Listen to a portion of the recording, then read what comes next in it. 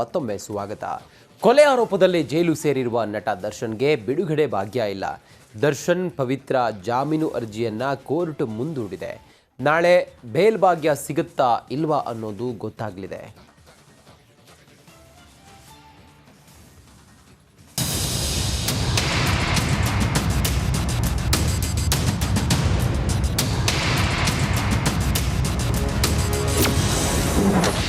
ಜಾಮೀನಿಗಾಗಿ ಕಾಯ್ತಿರೋ ದಾಸ,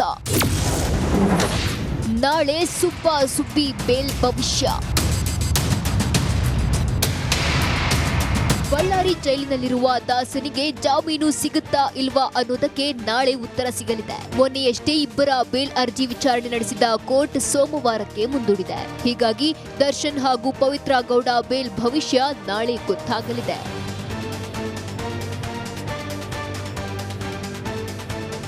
ಅಂದಹಾಗೆ ಬೇಲ್ ಸಿಗುವ ನಿರೀಕ್ಷೆಯಲ್ಲಿದ್ದ ದರ್ಶನ್ ಮತ್ತು ಲಿಪ್ಸ್ಟಿಕ್ ರಾಣಿ ಪವಿತ್ರ ಗೌಡಗೆ ಕೋರ್ಟ್ ಶಾಕ್ ಕೊಟ್ಟಿದೆ. ಇಬ್ಬರ ಅರ್ಜಿಯನ್ನ ಸೆಪ್ಟೆಂಬರ್ 30 ಅಂದ್ರೆ ಸೋಮವಾರಕ್ಕೆ ಮುಂದೂಡಿದೆ. ಕಳೆದ ಬಾರಿ ಜಾಮೀನು ಅರ್ಜಿ ವಿಚಾರಣೆ ವೇಳೆ ಪವಿತ್ರ ಪರ ವಕೀಲ ಟಾಮಿ ಸೆಬಾಸ್ಟಿಯನ್ ಸ್ಟ್ರಾಂಗ್ ಆಗಿ ವಾದ ಮಂಡಿಸಿದ್ದಾರೆ. ಪವಿತ್ರಗೆ A2 ಆರೋಪಿ ದರ್ಶನ್ ಲವ್ವರ್ ಆಗಿದ್ದಾರೆ, ಅವರೇ ಕರೆದುಕೊಂಡು ಹೋಗಿದ್ದಾರೆ ಎಂದು ಬರೆದಿದ್ದಾರೆ. ಆದ್ರಿಂದ ಕೃತ್ಯದಲ್ಲಿ ಪವಿತ್ರ ಪಾತ್ರ ಹೆಚ್ಚು ಇಲ್ಲ, ಆದ್ದರಿಂದ ಜಾಮೀನು ನೀಡಬೇಕು ಎಂದಿದ್ದಾರೆ. ಪವಿತ್ರ ಗೌಡ ರೇಣುಕಾಸ್ವಾಮಿ ಕಪಾಳಕ್ಕೆ ಹೊಡೆದ್ಲು ಅನ್ನೋದು ಬಿಟ್ರೆ ಬೇರೆ ಆರೋಪವಿಲ್ಲ. ಆಕೆ ಕಪಾಳಕ್ಕೆ ಹೊಡೆದ ನಂತರ ಮನೆಗೆ ಡ್ರಾಪ್ ಮಾಡಿದ್ರು. ಆದ್ರೆ ಚಾರ್ಜ್ ಶೀಟ್ ನಲ್ಲಿ ಪವಿತ್ರ ಷಡ್ಯಂತ್ರ ಮಾಡಿದ್ದಾಳೆ ಎಂದಿದ್ದಾರೆ. ಆದ್ರೆ ಏನ್ ಷಡ್ಯಂತ್ರ ಅಂತ ಪೊಲೀಸರು ಸ್ಪಷ್ಟಪಡಿಸಿಲ್ಲ.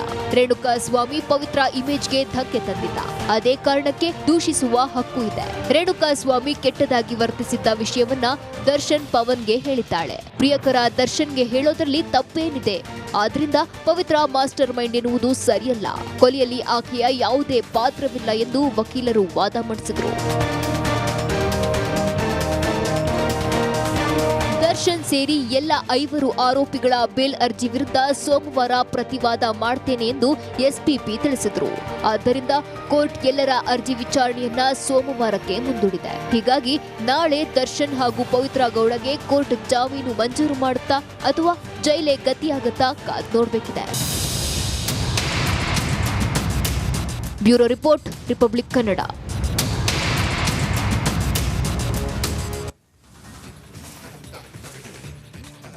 ಬಳ್ಳಾರಿ ಜೈಲಿನ ಕತ್ತಲ ಜಗತ್ತಲ್ಲಿ ಲಾಕ್ ಆಗಿರೋ ಕಾಟೇರ ದಿಂಬು ಚೇರ್ ಬೆಡ್ಗಾಗಿ ಒದ್ದಾಡ್ತಾ ಇದ್ದಾನೆ. ಆದರೆ ಇದಕ್ಕೆ ಜೈಲು ಅಧಿಕಾರಿಗಳು ಬ್ರೇಕ್ ಹಾಕ್ತಿದ್ದು, ದಾಸರ ಪರ ವಕೀಲರ ಎಚ್ಚರಿಕೆಗೆ ಜೈಲು ಸಿಬ್ಬಂದಿ ತಿರುಗೇಟು ನೀಡಿದ್ದಾರೆ.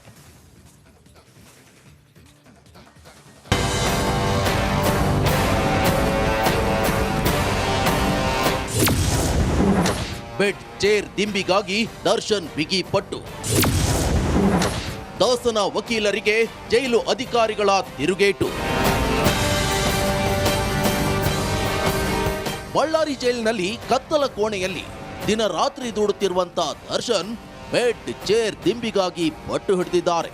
ಎಷ್ಟೇ ಕೇಳಿದ್ರೂ ಜೈಲು ಸಿಬ್ಬಂದಿ ಇದಕ್ಕೆ ನಿರಾಕರಿಸುತ್ತಿದ್ದು, ದಾಸನ ಪರ ವಕೀಲರು ಎಚ್ಚರಿಕೆ ಬೇರೆ ಹಾಕಿದ್ದಾರೆ.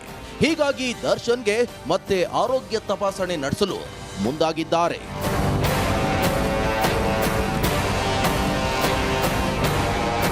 ದರ್ಶನ್ ಹಾಗೂ ದರ್ಶನ್ ಪರ ವಕೀಲರ ವರಸೆಗೆ ಜೈಲು ಅಧಿಕಾರಿಗಳು ಪ್ರತಿ ವರಸೆ ತೋರಿದ್ದಾರೆ. ಜೈಲ್ ಮ್ಯಾನ್ಯುವಲ್ನಲ್ಲಿ ಇಲ್ಲದಿದ್ರು ದಿಂಬ್ ಚೇರ್ ಕೊಡಿ ಅಂತ ದುಂಬಾಲು ಬಿದ್ದಿರುವ ಡಿ ಪಡೆಗೆ ಸೌಲಭ್ಯ ಕೊಡಲ್ಲ ಅಂತ ಹೇಳದೆ ಜೈಲು ಅಧಿಕಾರಿಗಳು ಡಿಲೇ ಮಾಡುತ್ತಿದ್ದಾರೆ.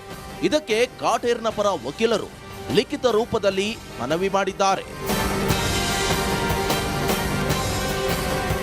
2021ರ ಹೊಸ ಮ್ಯಾನ್ಯುವಲ್ ಪ್ರಕಾರ ಆರೋಪಿಗೆ ದಿಂಬು ಬೆಡ್ ವ್ಯವಸ್ಥೆ ಕೊಡಲೇಬೇಕು ಅಂತ ವಕೀಲರು ಲಿಖಿತ ಮನವಿ ಮಾಡಿದ್ದಾರೆ. ಕೊಡದಿದ್ರೆ ಕೋರ್ಟ್ ಹಾಗೂ ಮಾನವ ಹಕ್ಕು ಆಯೋಗದ ಮೊರೆ ಹೋಗೋದಾಗಿ ಎಚ್ಚರಿಕೆ ನೀಡಿದ್ದಾರೆ. ಇದಕ್ಕೆ ಜೈಲು ಅಧಿಕಾರಿಗಳು ತಿರುಗೇಟು ನೀಡಿದ್ದಾರೆ. ಮೆಡಿಕಲ್ ಚೆಕಪ್ ಬಳಿಕ ಸಿಗುತ್ತಾ ವ್ಯವಸ್ಥೆ? ಹೊಸ ಮ್ಯಾನ್ಯುವಲ್ನಲ್ಲಿ ಇವೆಲ್ಲ ಕೊಡಿ ಅಂತ ಇಲ್ಲ. ಮೆಡಿಕಲ್ ಗ್ರೌಂಡ್ನಲ್ಲಿ ಕೆಲ ವಸ್ತುಗಳನ್ನ ಕೊಡಿ ಅಂತ ಇದೆಯಷ್ಟೇ. ಹಾಗೆ ಮಾಡಬೇಕಂದ್ರೆ ಅನಾರೋಗ್ಯ ಇರೋದು ಪ್ರೂವ್ ಆಗಬೇಕು. ಮೊದಲು ಜೈಲು ವೈದ್ಯರಿಂದ ಆರೋಗ್ಯ ತಪಾಸಣೆ ವರದಿ ಸಲ್ಲಿಕೆ ಆಗಬೇಕು. ಇದೆಲ್ಲ ಪ್ರೊಸೆಸ್ ಆಗೋಕೆ ಕನಿಷ್ಠ 15 ದಿನ ಬೇಕಾಗಿದೆ. ಆ ಬಳಿಕ ದರ್ಶನ್ಗೆ ಬೆಡ್, ಪಿಲ್ಲೋ, ಚೇರ್ ಸಿಗುವ ಸಾಧ್ಯತೆ ಇದೆ.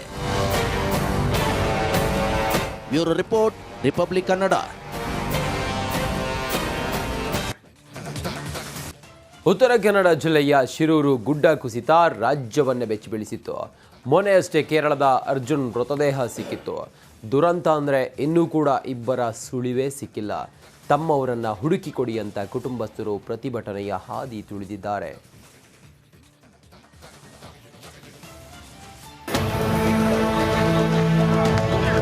ಜುಲೈ 16 ಉತ್ತರ ಕನ್ನಡ ಜಿಲ್ಲೆಯ ಅಂಕೋಲಾ ಬೆಚ್ಚಿಬಿದ್ದಿತ್ತು.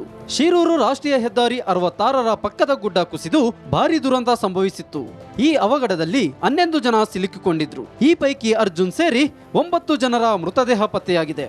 ಆದರೆ ಇನ್ನೂ ಕೂಡ ಪತ್ತೆಯಾದ ಇಬ್ಬರ ಸುಳಿವೇ ಇಲ್ಲ. ಗುಡ್ಡ ಕುಸಿತ ಸಂಭವಿಸಿ 72 ದಿನ ಕಳೆದ ಬಳಿಕ ಗಂಗಾವಳಿ ನದಿಯಲ್ಲಿ ಅರ್ಜುನ್ ಮೃತದೇಹ ಪತ್ತೆಯಾಗಿತ್ತು.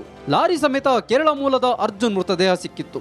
ಈಗಾಗಲೇ ಆತನ ಅಂತ್ಯಕ್ರಿಯೆಯು ನಡೆದು ಹೋಗಿದೆ. ದುರಂತ ಅಂದ್ರೆ ಇನ್ನುಳಿದ ಇಬ್ಬರ ಸುಳಿವೇ ಸಿಕ್ಕಿಲ್ಲ. ಅಂಕೋಲದ ಜಗನ್ನಾಥ ನಾಯ್ಕ್, ಗಂಗೆಕೊಳ್ಳದ ಲೋಕೇಶ್ ನಾಯ್ಕರ ಪತ್ತೆಯೇ ಇಲ್ಲ. ಇಬ್ಬರ ಕುಟುಂಬಸ್ಥರು ಕಣ್ಣೀರಲ್ಲೇ ಕಾಲ ಕಳೆಯುತ್ತಿದ್ದಾರೆ. ತಮ್ಮ ಮನೆಯವರನ್ನ ಹುಡುಕಿ ಕೊಡಿ ಅಂತ ಪ್ರತಿಭಟನೆ ನಡೆಸಿದ್ದಾರೆ. ಈಗ 45 ದಿನ ಆಯ್ತು ಇವತ್ತು, ನಮಗೇನು ನ್ಯಾಯ ಸಿಗಲಿಲ್ಲ ಸರ್. ಈಗ ನಮಗೆ ಜಿಲ್ಲಾಡಳಿತದ ಮೇಲೆ ನಂಬಿಕೆನೇ ಇಲ್ಲ ಸರ್. ಅವರು ಹುಡುಕ್ತಾರೆ ಅನ್ನೋದು ನಂಬಿಕೆನೇ ಇಲ್ಲ. ಡ್ರೆಜ್ಜಿಂಗ್ ಮಷಿನ್ ಅದು ಹೇಳ್ತಾ ಇದ್ದಾರೆ, ಅದು ನಾವು ನಂಬೋದು ಇಲ್ಲ. ಅವ್ರು ತರಿಸ್ತಾರೆ ಅಂತ ನಮ್ಗೆ ನಂಬಿಕೆನೂ ಇಲ್ಲ ಸರ್. ಈಗ ನಮ್ಮ ತಂದೆಯವ್ರು ಸಿಗ್ತಾರೆ ಅನ್ನೋದು ನಂಬಿಕೆನೂ ಇಲ್ಲ. ಈಗ ನಾವು ಸರ್ಕಾರಕ್ಕೆ ಏನು ಮನವಿ ಮಾಡ್ತಾ ಇದ್ದೀವಿ ಅಂದರೆ, ಸರ್ಕಾರದ ವತಿಯಿಂದ ಪರಿಹಾರ ಮತ್ತು ನಮ್ಮ ತಂದೆಯವ್ರ ಡೆತ್ ಸರ್ಟಿಫಿಕೇಟ್ ಅದು ಮುಂದೆ ನಮಗೆ ಏನಾದರೂ ಸೌಲಭ್ಯ ಸಿಗಲಿಕ್ಕೆ ಅದು ಬೇಕಾಗ್ತದೆ ಸರ್. ಸರ್ಕಾರದ ಧೋರಣೆ ಖಂಡಿಸಿ ಕಾರವಾರದ ಜಿಲ್ಲಾಧಿಕಾರಿ ಕಚೇರಿ ಎದುರು ರಾಷ್ಟ್ರೀಯ ಈಡಿಗ ಮಹಾಮಂಡಳಿ ನೇತೃತ್ವದಲ್ಲಿ ಪ್ರತಿಭಟನೆ ನಡೆಸಲಾಗಿದೆ. ಪ್ರಣವಾನಂದ ಸ್ವಾಮೀಜಿ ನೇತೃತ್ವದಲ್ಲಿ ಪ್ರೊಟೆಸ್ಟ್ ನಡೆಸಲಾಗಿದೆ. ಕೇಂದ್ರ ಹಾಗೂ ರಾಜ್ಯ ಸರ್ಕಾರ ನಾಪತ್ತೆಯಾದ ಕುಟುಂಬಗಳಿಗೆ ಪರಿಹಾರ ನೀಡಬೇಕು ಅಂತ ಶ್ರೀಗಳು ಆಗ್ರಹಿಸಿದ್ದಾರೆ. ಈ ಜಿಲ್ಲೆಯ ನಿರ್ಲಜ್ಜ ರಾಜಕಾರಣಿಗಳು MP MLAಗಳೆಲ್ಲ ಯಾವುದಾದ್ರೂ ಒಂದು ಇನಿಷಿಯೇಟಿವ್ ತಗೊಂಡ್ರ ಕರ್ಕೊಂಡು ಹೋಗಿದ್ದಾರೆ, ನೀವು ಏನೂ ಮಾಡಲಿಲ್ಲ. ಅದರಿಂದ ನಾನು ಭಾಳ ಸ್ಪಷ್ಟವಾಗಿ ಹೇಳ್ತಾ ಇದ್ದೀನಿ, ಈ ಜಿಲ್ಲೆಯ ರಾಜಕಾರಣಿಗಳಿಂದ ನಮ್ಮ ಹಿಂದುಳಿದ ವರ್ಗಗಳಿಗೆ ಯಾವುದೂ ರೀತಿ ನ್ಯಾಯ ಸಿಗೋದಿಲ್ಲ. ಸರ್ಕಾರ ಕೂಡಲೇ ಇವರಿಗೇನು ಮಾಡಿ ಮನೆ ಹಾಳಾಗಿದ್ದವರ ಕುಳ್ಳುವೇರ ಗ್ರಾಮದ ಮನೆ ಸಂತ್ರಸ್ತರಿಗೆ ಮನೆಯನ್ನು ನೀಡಿ ಹಾಲಕ್ಕಿ ಸಮುದಾಯ, ಮೊಗವೀರ ಸಮುದಾಯಕ್ಕೆ, ಈಡಿಗ ಸಮುದಾಯದವರಿಗೆ ರಾಜ್ಯ ಸರ್ಕಾರದಿಂದ ಪ್ರತಿ ಕುಟುಂಬಕ್ಕೆ 25 ಲಕ್ಷ ರೂಪಾಯಿ ಘೋಷಣೆ ಮಾಡಿ IRB ಕಂಪನಿಯವರ ಬಂಧಿಸಿ ಅಂತ ಹೇಳುತ್ತಾ ಇದ್ದಾರೆ. ಇಷ್ಟು ದಿನ ನಾಪತ್ತೆಯಾದವರಿಗಾಗಿ ಕೈಗೊಂಡಿದ್ದ ಆಪರೇಷನ್ ಗಂಗಾವಳಿ ಕಾರ್ಯಾಚರಣೆ ಸ್ಥಗಿತವಾಗಿದೆ. ಸಂತ್ರಸ್ತ ಕುಟುಂಬಗಳು ದಿಕ್ಕು ತೋಚದೆ ಅಸಹಾಯಕ ಸ್ಥಿತಿಯಲ್ಲಿರುವುದನ್ನು ನೋಡಿದ್ರೆ ನಿಜಕ್ಕೂ ಕರಳು ಹಿಂಡುತ್ತೆ. ಶೇಷಗಿರಿ ಮುಂಡಳ್ಳಿ, ರಿಪಬ್ಲಿಕ್ ಕನ್ನಡ, ಕಾರವಾರ.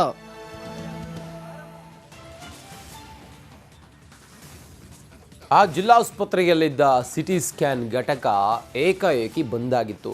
ಜನ ಯಾಕೆ ಅಂತ ಕೇಳಿದರೆ, ಸರ್ಕಾರ ನಮ್ಮ ಬಾಕಿ ಕೊಟ್ಟಿಲ್ಲ, ಬಾಕಿ ಬರೋವರೆಗೂ ಸ್ಕ್ಯಾನ್ ಮಾಡಲ್ಲ ಅಂತ ಇಲ್ಲಿನ ಸಿಬ್ಬಂದಿ ಹಠ ಹಿಡಿದಿದ್ರು.